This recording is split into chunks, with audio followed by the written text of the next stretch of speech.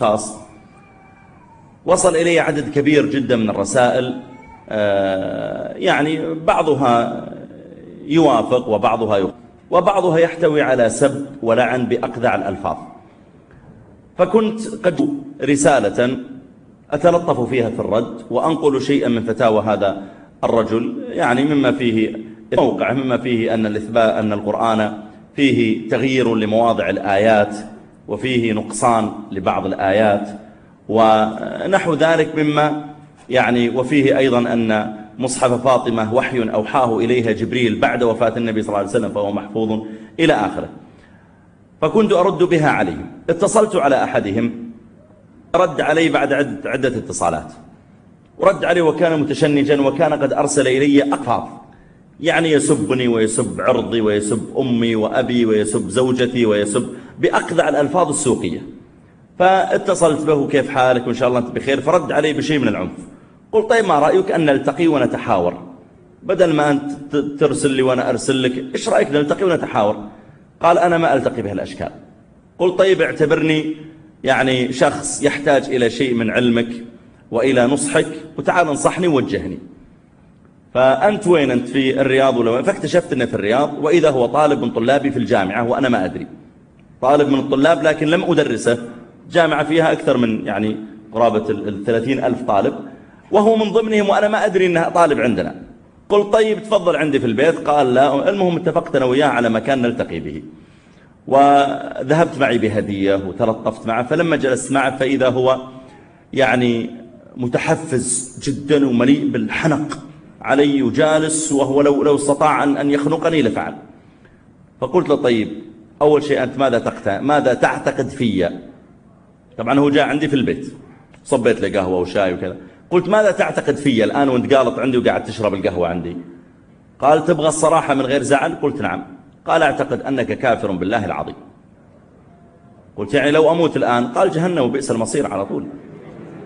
قلت يعني ما عندي ولا شوية إيمان، ذرة من إيمان ممكن تدركني الشفاعة؟ قال لا ما عندك ولا شيء، أنت مثل فرعون وهامان وأبي بن خلف. قلت لماذا؟ فقال لأنك تكفر عليا رضي الله عنه. قلت ومن قال لك أني أكفر علي؟ يا ابني أنا أحب علي أكثر ما أحب نفسي وأكثر ما أحب أولادي. يا أخي وإن كنت كاذبا فعلي لعنة الله والله يصيبني بالشلل ما أقول من مكاني. كيف أنا أكفر؟ أنا مجنون أكفر علي رضي الله عنه، بل أترضى عنه وأحبه وفي صلاتي اللهم صل على محمد وعلى آل محمد وأعلم أنه من آل محمد عليه الصلاة والسلام. كيف تقول إني أكفر علي؟ قال ما تكفر علي. قلت لا. قال أجل أكيد أنك تكفر الحسين. قلت وانت ما يرضيك إلا أني لازم أكفر أحد يعني؟ حتى الحسين يا أخي ما أكفره. قال عجيب، لا علي ولا الحسين؟ قلت لا علي ولا الحسين ولا الحسن ولا أبا بكر ولا عمر، ما أكفر أحد من الصحابة الكرام. كيف تقول إني وأنا لازم أكفر أحد وألعن وأسب أحد؟ فقال لا أنت أكيد أنك يعني تمارس معي التقية. قلت يا أخي لا تقية ولا ما تقية، شوف أنا صريح معك ولا قدامنا إعلام ولا كاميرات ولا شيء، وأنا لست خائفا منك حتى أمارس معك تقية وأنا خايف منك. والله إنهم مسلمون مؤمنون أحبهم أكثر ما أحب نفسي، وأعتقد أن درجتهم عند الله تعالى عالية. فتفاجأ بهالجواب وقال عجيب صدق؟ قلت نعم.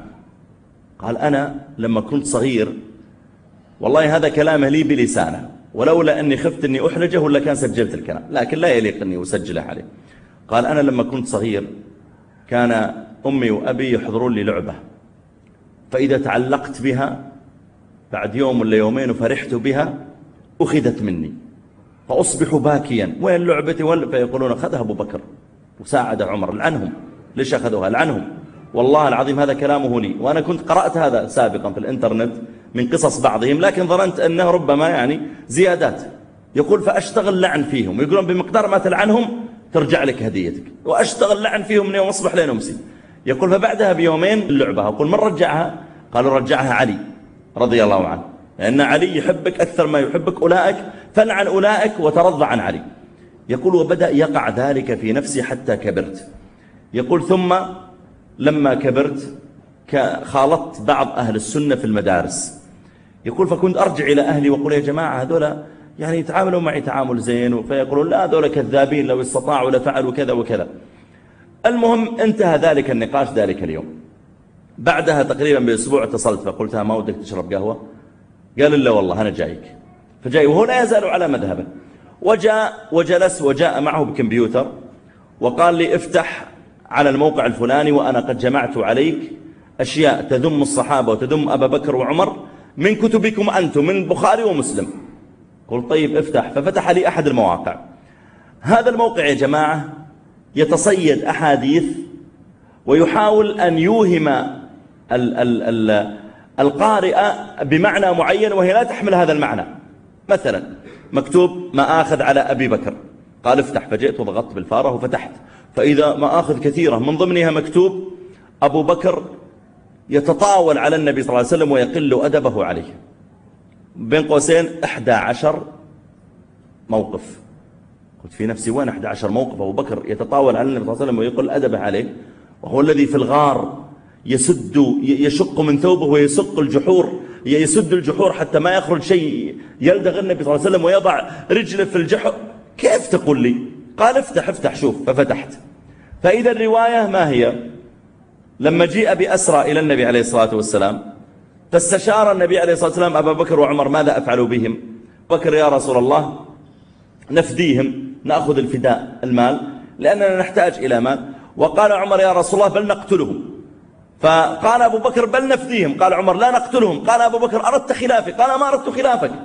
فصار بينهما نقاش حماس للدين، وارتفعت أصواتهما عند النبي صلى الله عليه وسلم، فأنزل الله تعالى قوله لا ترفعوا أصواتكم عند رسول الله. ما هو على رسول الله، لا ترفعوا أصواتكم عند رسول الله.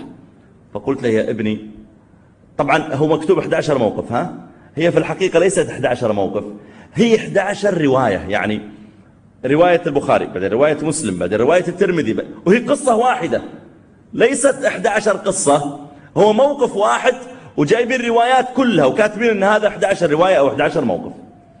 ثم قلت له طيب هم يا ابني رفعهم على النبي صلى الله عليه وسلم ولا رفعوها على بعض؟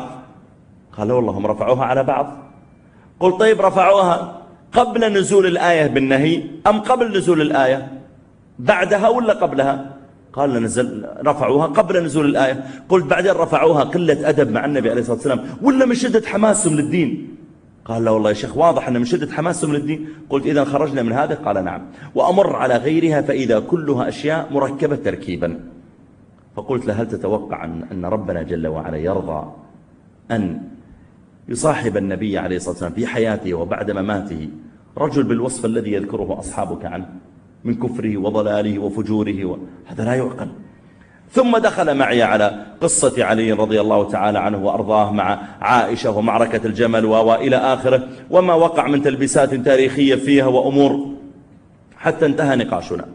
التقيت بعدها يا جماعة في الطائرة بشاب لا يظهر عليه آثار استقامة، يعني حليق الشارب واللحية وأظن بكيت الدخان في جيبه. ثم اكتشفت أثناء السواليف بيني وبينه أنه كان شيعيا وتسنن. ثم قلت له طيب جابك الله الأخ وش يشتغل؟ قال أنا مهندس. قلت طيب أنا عندي واحد من طلابي من شأنه كذا وكذا. قال اجمعني به.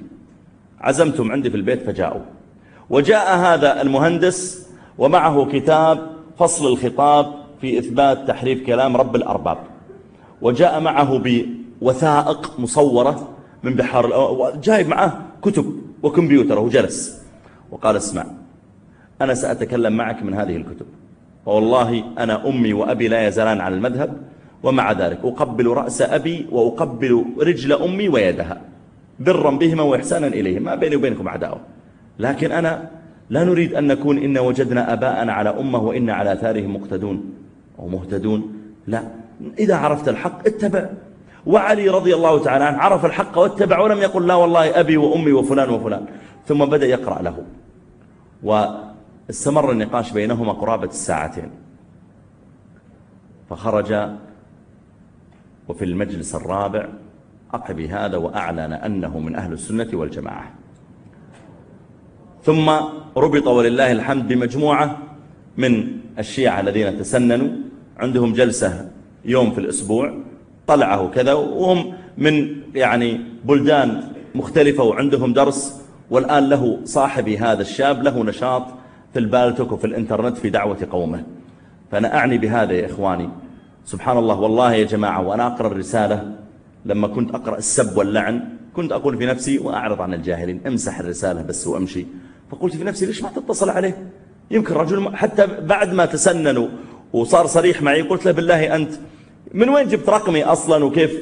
قال يا شيخ أنا دخلت شات للشيعة، فإذا بهم واضعين رقمك عدة مرات ويقولون يا شباب همتكم ارسلوا له لعن وسب، ارسلوا له لعن وسب، همتكم. اي والله كذا يقول همتكم واحتسبوا الأجر. يعني حتى لو واحد ما عنده شحن في جواله يشحن واحتسبوا الأجر عند الله. يقول واشتغلت سب ولعن وقص ولزق، المسألة ما كلفتني شيء. فيقول لكن تبين لي فعلا، يقول والله ما كنت متصور أنك ستعاملني هذا التعامل. فأنا أعني بهذا يا جماعة، ترى عدد كبير منهم معمى عليه، وربما أن بعض تعاملات أهل السنة أحيانا بعض المواقف جعلته يعرض أكثر عن الدين، فلا ينبغي أن نكون منفرين للناس عن الدين إلا تلطف